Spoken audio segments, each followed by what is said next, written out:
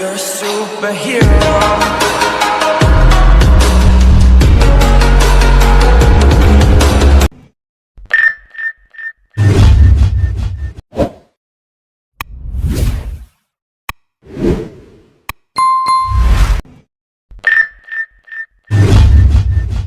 ಜನ್ಮ ಪಡೆಯೋದಕ್ಕೆ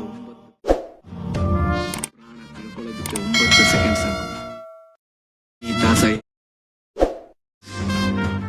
ಮಾಡೋದು ಯಾರಿಗೂ ಹೇಳಲ್ಲ.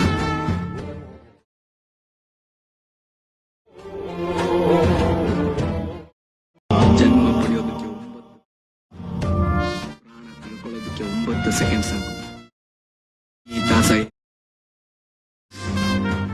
ಮಾಡೋದು ಯಾರಿಗೂ ಹೇಳಲ್ಲ.